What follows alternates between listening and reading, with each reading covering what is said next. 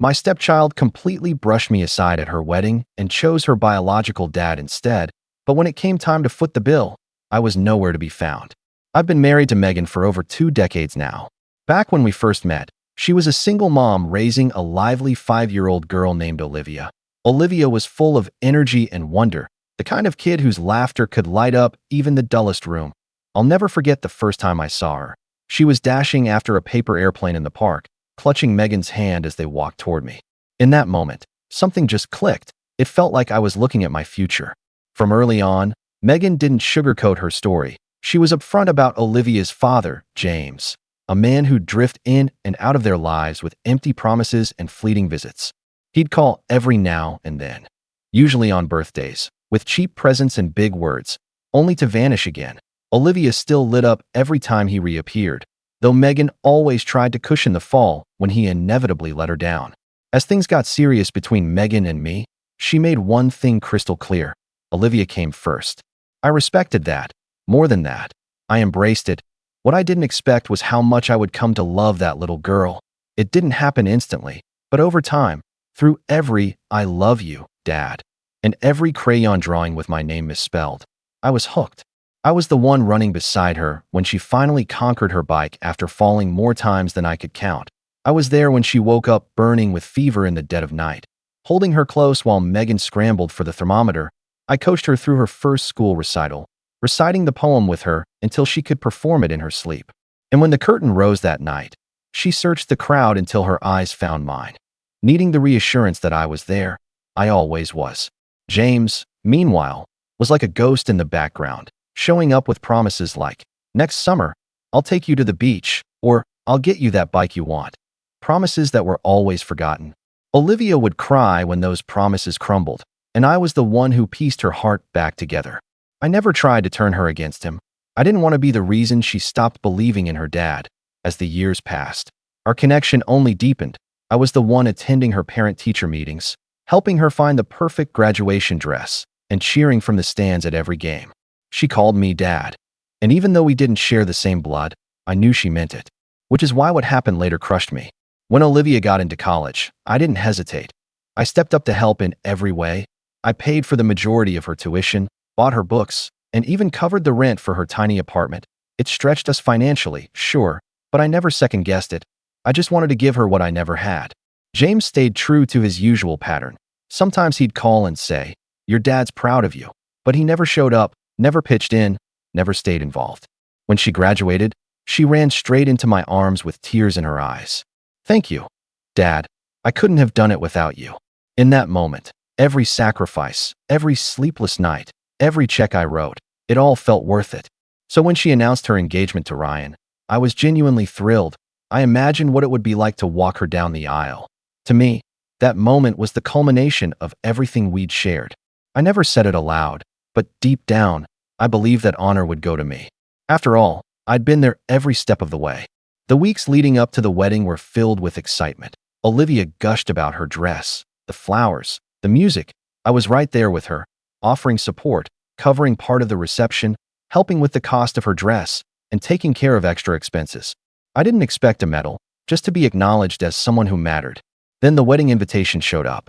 I opened it with a hopeful smile, expecting to see my name listed somewhere special, but it was just a formal invite, nothing more. Even worse, Olivia had chosen James to walk her down the aisle. At first, I thought it had to be a mistake, but when I gently asked her about it, her answer hit like a freight train. "There's only one biological father, and I've always dreamed of sharing that moment with him." I can't even put into words how much that hurt. All those years of being there, of loving her, guiding her, giving my all, wiped away in an instant. And the most painful part? She said it like it was obvious, like it had never even occurred to her that I might be the one she'd choose. Her wedding day turned out to be one of the most painful days of my life. I showed up early, dressed in a suit I'd tailored just for the occasion. I took my seat quietly among the guests and watched as every eye turned to James escorting her down the aisle. When the speeches rolled around, I held my breath, hoping for just a small nod. Anything to show I mattered. Nothing, not a single mention. I may as well have been a stranger. Something inside me cracked that day. The part of me that had always given, always sacrificed, just shut down. I didn't know it at the time, but that was the beginning of a shift. one that would change everything.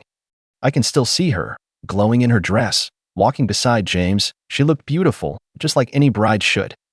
But for me, that image is stained with a deep sadness. Not because I didn't want her to be happy, but because I realized then that to her, I was replaceable. The week after the wedding, Olivia and Ryan took off for their lavish honeymoon, some luxurious beachside resort with stunning views and every amenity you could imagine. I didn't ask much about it, honestly. I couldn't pretend to be excited about something that had left such a deep wound. What I didn't expect was the phone call when she got back. Before she even had time to unpack, she rang me up, cheerful, casual, like everything was fine. She chatted away about the ocean, the surprise dinner Ryan planned under the stars, all the magic of it. I sat there, barely able to speak, giving short, clipped responses, struggling to hold myself together. Then, the conversation took a turn I should have seen coming. "Dad," she said, the familiarity of that one word cutting deeper than I'd ever admit. "I need a favor."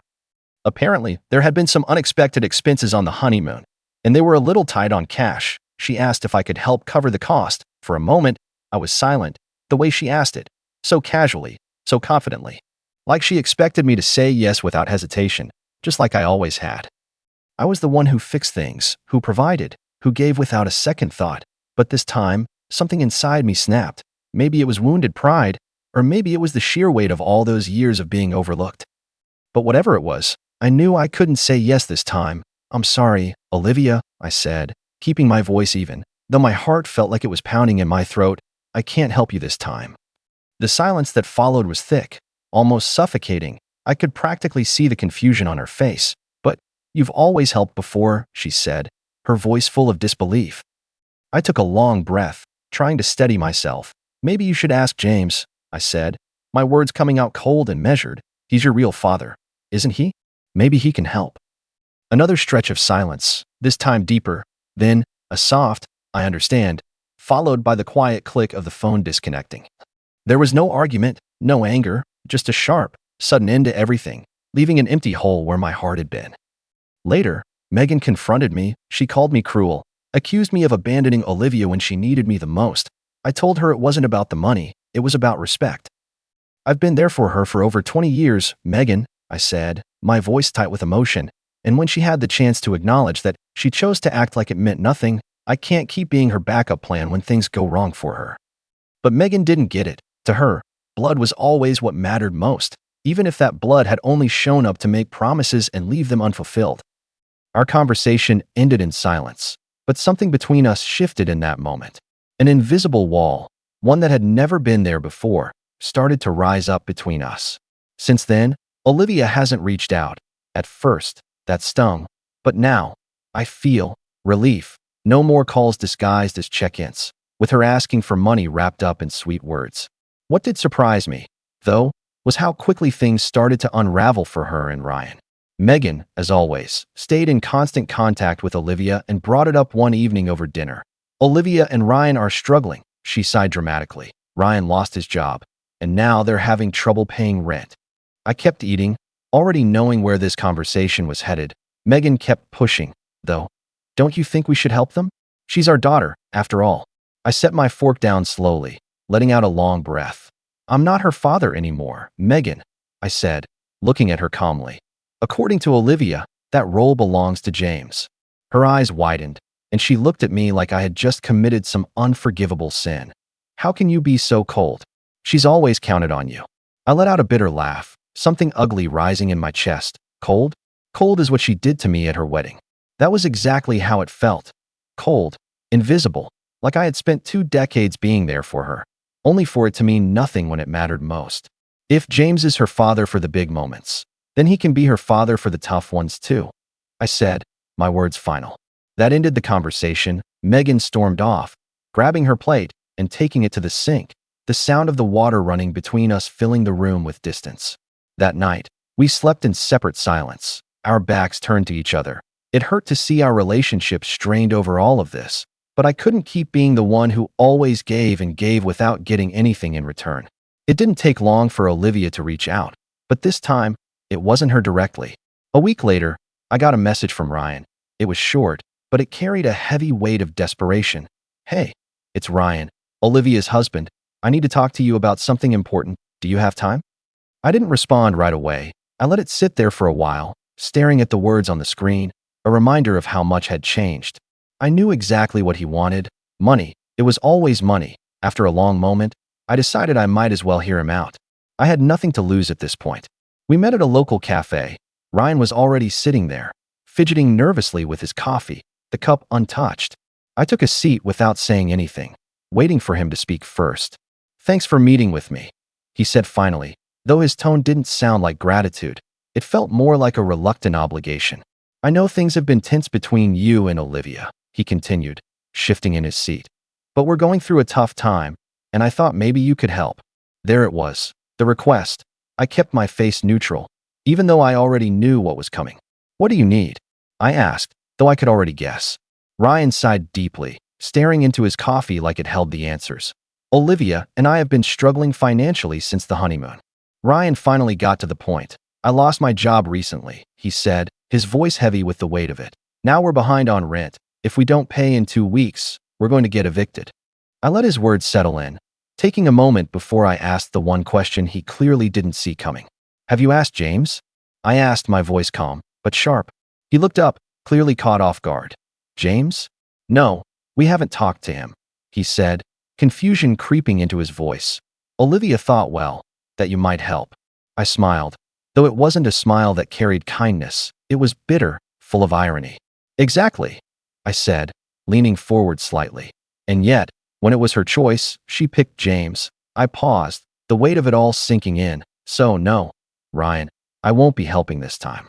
I watched him try to argue, bringing up how unfair it would be if they were evicted, saying this wasn't just about Olivia, but about him, too, but I cut him off. "This conversation is over," I said firmly, my voice leaving no room for discussion. "I wish you both the best, but I can't keep solving your problems." Without another word, I stood up, leaving him alone with his untouched coffee, the frustration in his eyes as clear as day. When I got home, Megan was already waiting for me. It was like she knew exactly what had happened. I didn't need to explain the details. She knew. She could see it in my face. I had refused to help. Since then, neither Olivia nor Ryan has reached out, and though I'd like to say it didn't hurt, in some ways, it was a relief. No more calls disguised as casual check-ins, asking for money under the guise of needing support. Megan's still upset, but she stopped pushing me to give in. That said, I can't shake the feeling that this isn't over. When a castle crumbles, there's always more debris to come. Update. 6 months have passed since the wedding, and honestly, it's been a strange kind of freedom. I've held firm in my decision not to involve myself in Olivia and Ryan's problems. Even though it's meant dealing with Megan's silent resentment, she doesn't say it outright, but I see it in her eyes. She still hasn't forgiven me for what she sees as a betrayal. I've explained over and over that it wasn't about money. It was about respect, but she either doesn't understand or simply refuses to accept it. But despite the tension, the distance from Olivia has brought me something unexpected: relief. For the first time in years, I'm free from always being the one to hold everything together. I've started focusing on myself again. I've picked up old hobbies like woodworking, spent more time with friends, things I'd neglected for far too long. At first, I felt guilty for taking space for myself, but now, I see how necessary it was. Still, the drama hasn't stopped. A few weeks ago, Megan told me Olivia and Ryan had finally been evicted. They couldn't scrape together enough money to catch up on rent. Their landlord had lost patience. Now, they're staying with Ryan's mother in a cramped apartment. Barely enough space for 2 people, let alone a married couple. Megan was furious when she told me. "This wouldn't have happened if you had helped them," she said, her voice laced with familiar blame. I didn't bother responding. There was no point. It didn't matter what I said. Megan would always see me as the villain whenever Olivia faced a hardship. What Megan doesn't see, though, is that deep down, I know I did the right thing. Olivia made her choice to push me aside, and now, she's facing the consequences of that choice. The irony? According to Megan, James has been completely absent throughout all of this. He didn't even respond when Olivia reached out for help. Not surprising, really. He's been unreliable her whole life.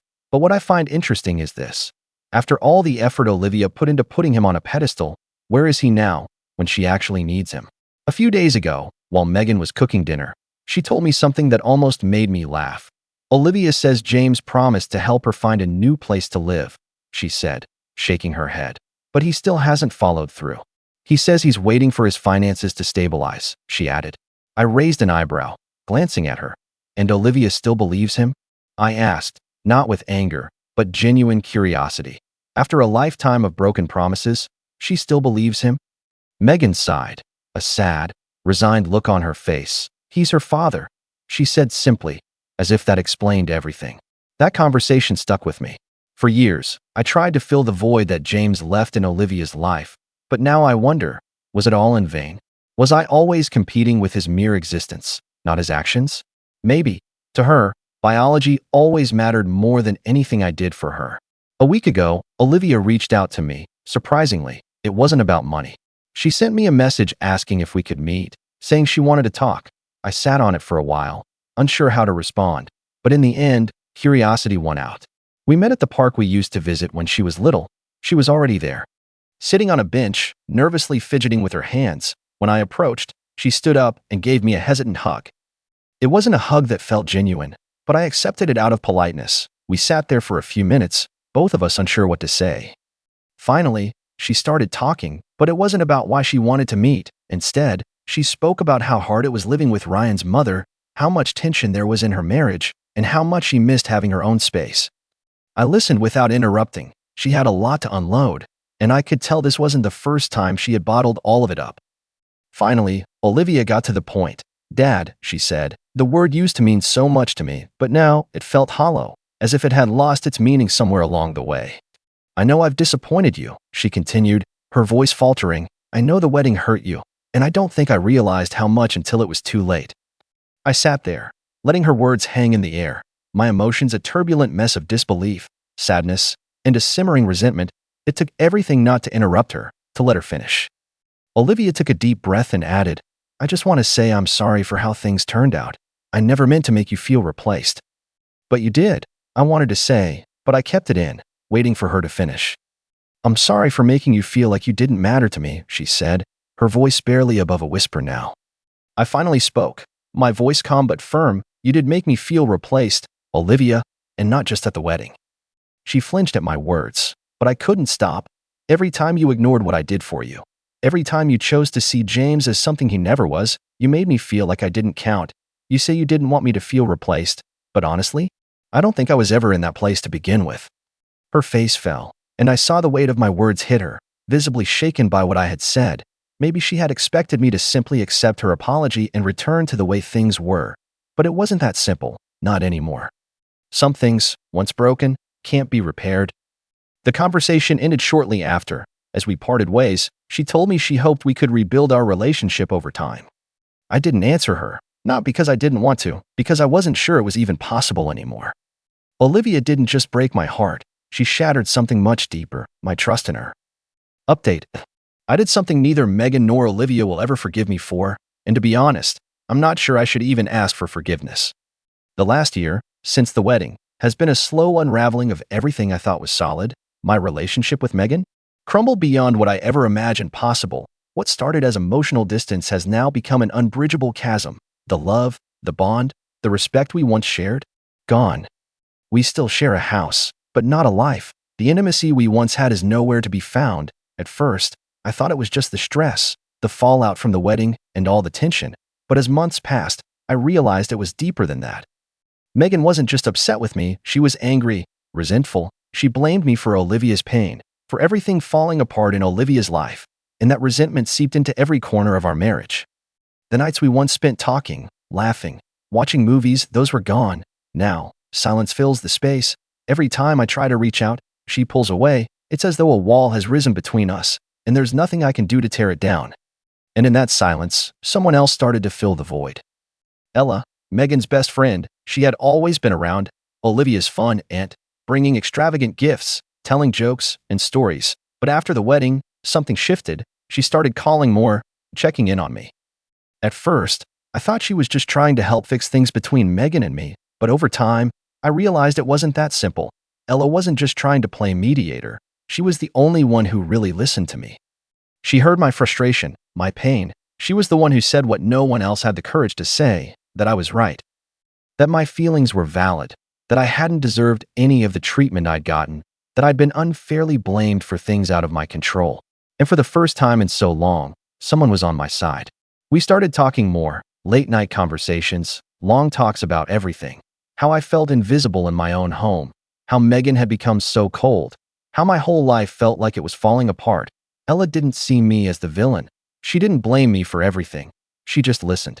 And slowly, our conversations shifted from comforting words to something more. One night, after yet another long talk, we found ourselves sitting in silence, just looking at each other. The weight of it all was heavy, and we both knew it. Then, Ella spoke softly. "You deserve to be happy, and they aren't letting you." I don't know why I leaned in. Maybe it was the way she said it, the way she looked at me, but I did. And when I kissed her, she didn't pull away. That night, I didn't go home. I spent hours with Ella, talking, laughing, just being present with someone who actually saw me. It was comforting, in a way I hadn't felt in a long time. Letting months of repressed emotions finally surface felt like an overwhelming release. For the first time in a long time, I felt seen. I felt wanted. More importantly, I felt understood. I knew what I was doing was wrong, but I didn't regret it. Ella had become my escape, the one person who truly saw me. With her, I found what I lost with Megan: connection. Megan, though, started to suspect. She watched me more closely when I came home late or stepped out to answer messages, but she never confronted me directly. Ella, too, struggled with guilt. We both did, but neither of us could deny that what we shared filled a void I hadn't known how to fill for years. I knew this couldn't last. The truth always comes out eventually. When Megan finds out, there's no turning back. But for now, I didn't feel so alone anymore. Final update. 2 years have passed. Looking back, it feels like a distant storm, still lingering in the air, but its thunder fading, yet the scars remain. I've rebuilt my life, piece by piece, though I'm not sure I'll ever be able to undo the damage. Megan and Olivia cut me out completely. In a way, they freed me. When I finally confessed, Megan's reaction was more intense than I could have imagined. She confronted me before I had the chance to speak, her eyes burning with suspicion. "What is this?" she demanded. "I've seen the way you've changed. Tell me the truth." I blurted it out, the words tasting bitter as they left my mouth. "Ella and we've been seeing each other." She stood there, frozen for a moment, before her face twisted from shock to fury. Then came the words that still echo in my mind. "So all of it, everything we built meant nothing to you?" I stood there, speechless. Everything I had done was to keep my family together, but I had failed.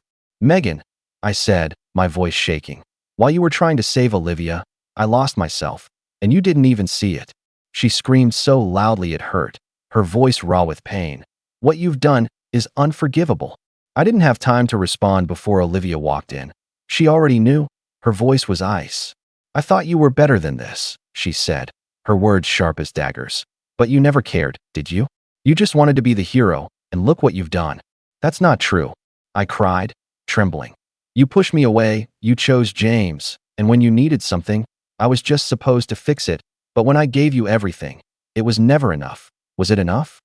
Megan's face twisted in rage. "That doesn't justify this betrayal. Lily, let's go." And just like that, they told me to leave, to never contact them again. It hurt, more than I can put into words, but at the same time, there was a strange sense of relief. The weight of trying to hold everything together for so long had crushed me. There was nothing left to save. I moved into a small apartment, though the divorce process was long and draining. The real pain wasn't in the legal battle. It was in knowing that the life I'd built was gone, that I had lost everything I thought I was fighting for. Through it all, Ella was there. She didn't excuse my mistakes, but she didn't judge me either. She was my comfort, my reason to keep going. Months later, as I started to piece my life back together, I got a message from Olivia. "Dad, I know I hurt you. I know I failed you, but you will always be my father. I'm sorry. I know things will never be the same, but I will always love you." I didn't reply right away. The wounds were still too deep.